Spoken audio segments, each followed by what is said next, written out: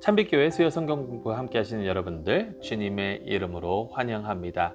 제가 성경 일독 계속 함께 해 나아가면서 이제 이사야서를 조만간 마치게 되고 이사야서 후에 호세아를 시작으로 요엘, 아모스 등 소선지서로 저희가 넘어가게 됩니다. 소선지서는 대선지서와 비교해서 내용이 덜 중요하거나 그런 것이 절대 아닙니다. 소선지서는 내용이 짧다라는 그 차이밖에는 없습니다. 근데 소선지자가 13명인데 그 13권의 책이 사실 히브리 성경으로는 한 두루마리로 이어져 있습니다. 그 이유는 무엇이냐면 거기에 나와 있는 내용들이 다 비슷한 패턴을 따르고 있기 때문이라는 것입니다. 그 비슷한 패턴이 무엇이냐면 하나님께서는 우리와 관계를 맺고 싶으시다. 관계를 맺기를 원하신다. 하지만 이스라엘은 죄를 짓고 하나님을 배신하고 자신들의 멋대로 살아갔다. 그래서 심판을 받아야 마땅하지만 하나님의 사랑이 너무나도 크고 놀라우시기 때문에 이스라엘을 용서하여 주시고 이스라엘과 그 관계를 회복시켜 주실 것이다 라는 그 소망의 메시지, 이것이 소선지서들에 나오는 대부분의 메시지입니다. 물론 거기에 나오는 구체적인 내용들은 조금씩 차이가 있을 수는 있지만, 그래서 저희가 오늘은 특별히 호세아, 요엘, 아모스를 좀 한번 살펴보도록 할 텐데요. 호세아 선지자는 북이스라엘 선지자이고 여로보암 2세, 아마 북이스라엘의 여러 왕 중에 최악의 왕 중 하나라고 손꼽히는 그 여로보암 2세 때 사역하던 그 선지자였습니다. 이 선지자에게 하나님께서는 굉장히 특별한 것을 요구하십니다. 그게 무엇이냐면 너는 가서 음란한 여자와 결혼하라. 여러분 생각을 해보십시오. 여러분들의 자녀가 결혼을 하려고 하는데 좋은 사람을 만나라. 정말 그 배우자가 선하고 올바르게 행동하고 신실한 그런 사람을 만나라라고 말씀해 주시겠습니까? 아니면 가서 음란한 사람을 만나라고 말씀해 주시겠습니까? 여러분, 우리 가운데 음란한 자를 네 아내로, 네 남편으로 불러들이라 라고 이야기할 사람은 아무도 없을 것입니다. 그런데 호세아 선지자에게 하나님께서는 음란한 여자를 네 아내로 맞으라 라고 이야기를 하시죠. 그 이유는 이 호세아와 그 고멜의 관계를 통해서, 이 음란한 고멜의 관계를 통해서 이스라엘과 하나님과의 그 관계를 비유해서 볼 수 있도록 하시기 위해서라는 것입니다. 그래서 가서 호세아는 결혼을 합니다. 그러면서 고멜은 결혼해서 아이까지 낳는데 그 다음에 음란한 행위를 저지르고 불륜을 저지릅니다. 근데 나중에 가서 호세아가 다시 그를 데리고 오는, 그에게 끝까지 신실하게 대하는 호세아의 모습을 저희가 호세아서를 통해서 볼 수 있죠. 그 내용은 여호와 하나님께서 이스라엘을 어떻게 대해 주셨는지 잘 반영되고 있습니다. 하나님께서는 이스라엘을 사랑하셔서 그들을 부르시고 그들과 함께 관계를 맺으시는데 이스라엘은 그런 여호와 하나님을 저버리고 우상들을 섬기고 자신들의 멋대로 살아가는 그러한 불륜 행위를 저지르고 말았다는 것이죠. 하지만 하나님께서는 그들을 심판하시는 것이 아니라 처음에는 마음이 아프셨지만, 그렇지만 그들을 사랑하는 마음 때문에 그들을 회복시켜 주시기 위하여 역사하신다라는 것입니다. 이 내용이 1장부터 3장에는 고멜과의 그 결혼 관계, 결혼, 불륜, 그리고 관계의 회복, 그리고 4장부터 11장에는 이스라엘이 어떻게 이 고멜과 같은 존재인지, 이 음란한 여인과 같은 존재인지, 그리고 하나님께서 주시는 그 소망의 메시지는 무엇인지, 그러면서 12장부터 14장에는 이스라엘의 역사를 다시 말씀하시면서 그 내용을 다시금 이스라엘에게 들려주신다는 것이죠. 근데 여기에 말씀하고 있는 이스라엘의 하나님을 배반하는, 하나님을 배신하는 이유는 크게 바로 이것입니다. 그게 무엇이냐면 하나님을 알지 못하기 때문에, 여호와 하나님을 알지 못하기 때문에. 아니, 여러분들 그렇게 생각하실 수 있을 것입니다. 어떻게 하나님을 모르는가?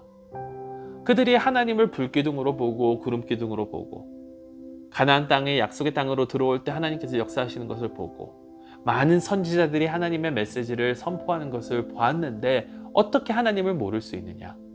네, 하나님을 알았죠. 하나님께서 어떠한 분이신지는 알았습니다.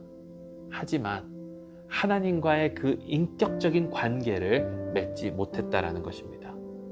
여기서 뜻하고 있는 안다, 하나님을 아는 그 안다를 의미하고 있는 단어가 야다라는 이 단어인데, 이 야다라는 단어가 성경에 어디 제일 먼저 나오냐면 창세기서에 나오죠. 창세기서에 뭐라고 나오냐면 아담이 하와를 아니까, 그 다음에 무엇이냐면 아들을 낳았다. 아담이 하와를 알아서 아들을 낳았다. 여러분, 이것은 무엇을 의미합니까? 가장 가까운, 가장 인티메트한, 가장 은밀한 그 관계를 이야기하고 있다는 것입니다. 단순히 머리로 지식으로 아는 게 아닙니다. 단순히 이 사람이 어떠한 사람인지 아는 것이 아닙니다. 그 사람과의 그 관계, 그 사람과의 깊은 관계, 그래서 그 사람이 무엇을 원하는지 알고 그 사람이 어떻게 행동하는지를 아는 그러한 관계를 의미하고 있다는 것입니다. 여러분, 페이스북이라는 그 소셜 네트워킹에 들어가 보면 제가 거기에 제 친구로 등록된 사람이 1,500명 정도가 되는데, 그 사람들을 제가 다 알기는 압니다. 하지만 여기에 말하는 야다라는 그 단어로 알지는 못합니다. 그 사람들과의 어떠한 관계는 있었습니다. 어느 컨퍼런스 가서 만나기도 하고, 신학교 때 동기, 대학교 때 동기, 고등학교 때 친구들도 있을 수도 있고, 그렇기는 하지만 그 모든 사람들을 야다처럼 아는 것은 아닙니다. 근데 여기에서 말하는 이 야다는 내가 내 아내를 아는 것처럼, 내가 내 자녀들을 아는 것처럼, 내 가족을 아는 것처럼 가장 친밀한 그 관계를 의미하고 있다는 것이죠. 그러니까 하나님께서 이스라엘과 그런 관계를 갖기를 원하시는데, 이스라엘은 하나님에 대해서 알기만 했지 하나님과 그러한 인격적인 관계를 맺지 못했다라는 사실이죠. 그러다 보니까 하나님께 예배는 드립니다. 하나님께 제사는 드립니다. 그런데 그것이 마음에서 우러나는 제사가 아니라 겉으로 행동으로만 하게 되는 그 위선적인 제사가 될 수밖에 없다라는 것이죠. 그런데 하나님께서는 이렇게 말씀하세요. 이스라엘이 나를 버렸지만 내가 헌신해서 키운 내 아들 이 이스라엘, 내가 어떻게 그를 버릴 수 있겠느냐. 그러면서 호세아 선지자는 14장에 회개하라라고 외칩니다. 왜냐하면 이렇게 우리를 사랑하시는 하나님, 이렇게 이스라엘을 사랑하시는 하나님께서는 회개하기만 하면 치유와 사랑을 약속해 주시기 때문에. 그러니까 이스라엘이 해야 되는 일은 마땅히 여호와 하나님께서 원하시는 길을 걷는 것이다라는 것입니다. 그게 어떠한 길이냐면 14장 9절에 호세아서가 잘 마무리가 됩니다. 누가 지혜가 있어 이런 일을 깨달으며 누가 총명이 있어 이런 일을 알겠느냐. 여호와의 도는 정직하니 의인은 그 길을 다니거니와 그러나 죄인은 그 길에 걸려 넘어지리라. 자, 이러한 호세아서에서 이제 요엘로 넘어가면서, 요엘의 내용은 저희가 언제 기록됐는지는 잘 모르지만 요엘의 중점적인 내용은 여호와의 날, 심판의 날. 근데 이게 두 가지로 크게 나눕니다. 과거의 심판의 날이 있고 앞으로 다가올 심판의 날이 있는데, 과거의 심판의 날은 악에서 이스라엘을 구원하여 주신 그 날. 그러니까 예를 들면 출애굽 시절 때 바로의 자녀를 큰 아들을 죽이면서 애굽의 장자들을 다 치시면서 이스라엘을 구원하여 주신. 근데 애굽의 장자를 치는 것뿐만 아니라 10가지 재앙은 애굽의 악에 대한 하나님의 심판이거든요. 하나하나 심판을 내리셔서 그들을 치시는데, 그러한 날이 여호와의 날이고, 또 미래는 그것처럼 악을 심판하셔서 세상을 구원하시는 날이 바로 여호와의 날이라는 겁니다. 근데 지금 이스라엘은, 요에서에 나오는 이스라엘은 어떠한 상황에 처해져 있냐면 메뚜기의 재앙을 그들이 당하고 있었다는 겁니다. 이게 8번째 재앙이었거든요. 애굽에 내려진. 근데 이번 재앙은 애굽이나 다른 민족들에게 내어진 것이 아니라 이스라엘에게 내려진 그 재앙이라는 거예요. 그러니까 요엘은 제사장들과 장로들에게 회개할 것을 요구합니다. 그러면서 자신이 직접 회개하기도 하고요. 그러면서 그 다음에 이어지는 게 뭐냐면, 메뚜기 떼와 같은 군대들이 와서 너희들을 불사르고 포로 잡아갈 것이다. 그러면서 거기에서 이런 말씀을 하죠. 이 날은 아무도 견디지 못한 그런 날이 될 것이다. 2장 11절에 여호와의 날이 크고 심히 두렵도다. 당할 자가 누구이랴? 견딜 자가 누가 있겠느냐라는 거예요. 그럼 어떻게 해야 됩니까? 이 심판의 날이 다가오는데 어떻게 해야 되느냐 하면 회개하라라는 겁니다.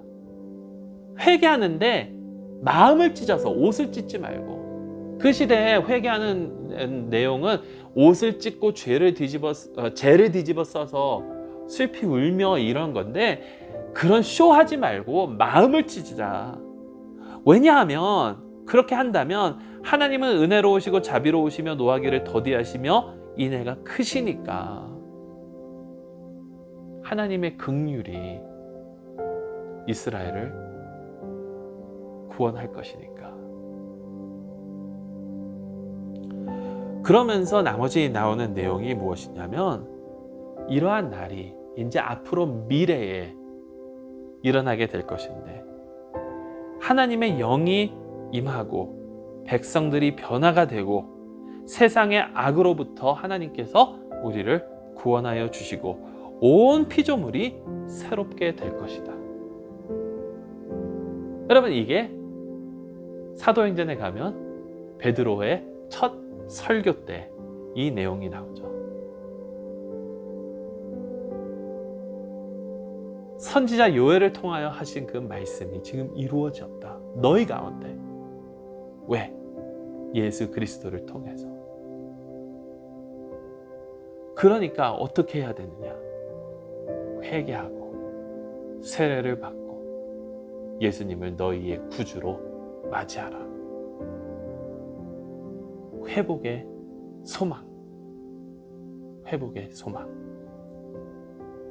그래서 아모스를 가게 되면요, 아모스는 이스라엘에게만 이 메시지를 던지는 것이 아니라 만국, 이스라엘 주변에 있는 여러 이방 나라에게 이 메시지를 전합니다. 그러면서 이 만국들이 잘못한 것들도 나오고 또 이스라엘이 잘못한 것도 얘기를 하는데, 이스라엘에 대한 내용이 다른 나라에 말했던 것보다 3배가 길어요. 근데 그 중에 가장 중심적인 내용이 무엇이냐면 이스라엘의 불의입니다. 불의. 이 불의라는 것이 도대체 무엇인가? 의롭지 못한 것이 무엇인가 생각을 해보면 간단해요. 가난한 자들을, 약한 자들을 돌보지 않았다. 아니, 돌보지 않은 것뿐만이 아니라 오히려 그들이 어려워하고 있는 그 상황을 너희의 그 욕심을 채우는 그 수단으로 사용해서 그들을 종으로 팔아넘기고 거기에서 이문을 착취한 이스라엘의 모습. 여호와께서는요, 내가 너희를 택했는데, 복의 근원이 되라고 택했는데 이제 너희를 심판해야 될 것이다. 왜냐하면 하나님께 제사 안 드려서가 아닙니다. 하나님께 예배 안 드려서가 아닙니다. 하나님 앞에서 뭐 어떠한 큰 죄를 범해서보다 여호와 하나님께서 지금 말씀하고 계시는 것은 너희의 불의, 가난한 자를 돌보지 않았기 때문에. 가난한 자를 돌보지 않았기 때문에. 하나님 앞에 나와서 예배는 드리고 제사는 드리고 다 이러는데 하나님께서 진정으로 원하시는 것이 무엇인지 미스했다라는 겁니다. 그러니까 호세아서로 돌아가서처럼 위선적인 예배의 모습은 하나님을 제대로 알지 못한다라는 겁니다. 하나님께서 진정으로 원하시는 것은 정의를 물같이 공의를 마르지 않는 강같이 흐르게 하는 그것인데, 여기에 공의는 사회적 위치와 상관이 없는 공평한 그 관계를 뜻하고, 정의는 불의를 바로잡는 행위. 그래서 이 공의와 정의가 물같이 차고 넘쳐 흘러나가야 되는데, 이스라엘은 우상 숭배하면서 자기의 욕심만 챙기기 급급하였다는 겁니다. 여러분, 계속해서 말씀드렸죠. 우상 숭배라는 것은 결국 내가 원하는 것을 이루기 위해서 우상을 섬기는 겁니다. 거기에 나오는 우상들이 대표적으로 바알, 날씨. 그러니까 비가 잘 내려야 농사를 잘 지을 수 있으니까, 내가 부자가 될 수 있으니까. 아세라, 성적 신. 아낫, 정쟁에서 승리로 이끄는 그러한 신. 이러한 신들을 섬기면서 내 힘만 키우고 내 영향력만 키우고 내가 원하는 대로만 살아가려고 하는 그 이스라엘의 모습. 근데 하나님께서는 다르시다라는 거예요. 우리 여호와 하나님께서는 그런 것이 아니라 정의를 원하시는, 공의를 원하시는 여호와 하나님. 그래서 그들을 심판하시고자 하는데, 그 심판에서 벗어나고 살려면 이렇게 하라라고 말씀하세요. 아모스 5장 4절에 나를 찾으라, 그리하면 살리라. 여호와 하나님을 찾으면 산다라는 거예요. 근데 여호와 하나님을 찾는 것이 무엇이냐? 5장 14절에 너희는 살려면 선을 구하고.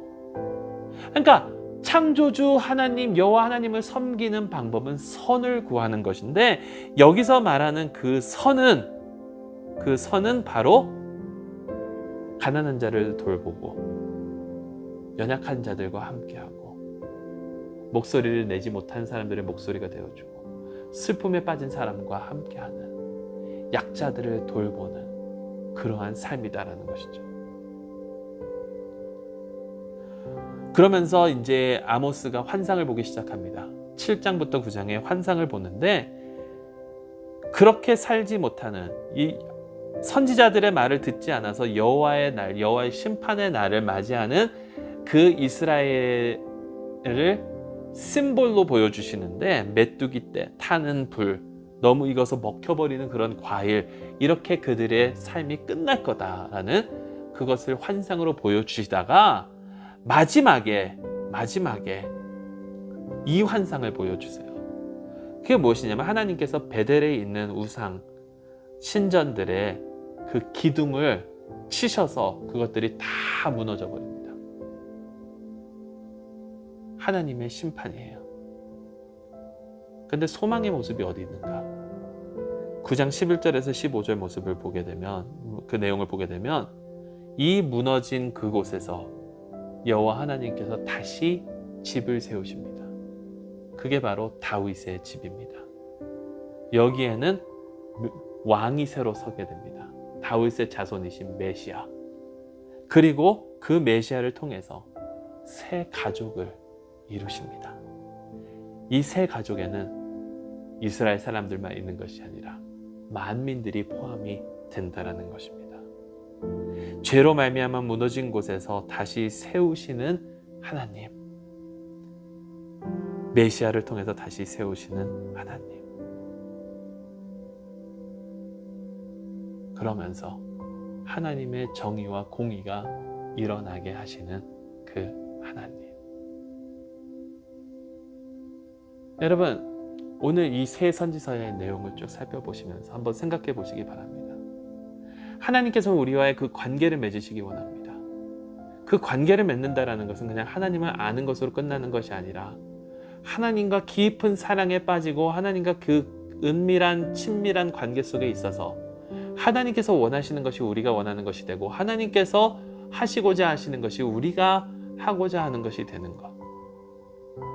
그렇다면 그 공의를 우리가 실천해 나아가면서 하나님과 그 관계를 돈독하게 해야 되는 것이 우리의 삶의 목적인데, 우리는 우리의 욕심을 채우기 위해서 얼마나 하나님을 배반하고 우리 멋대로 살아왔습니까? 여러분, 내가 정말 하나님을 안다, 야다 라고 할 수 있겠습니까?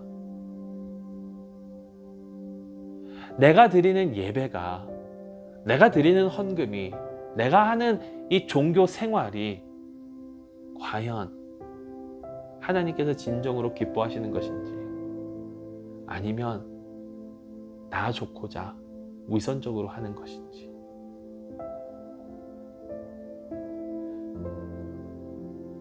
오직 우리 주 예수 그리스도께서 우리의 마음을 새롭게 하여 주셔서 우리가 우리의 위선적인 모습은 회개하고 정말 주님과 깊은 관계 속에서 하나님의 의를 행하며 나아갈 수 있는 저희 모두가 될 수 있기를 간절히 소망합니다.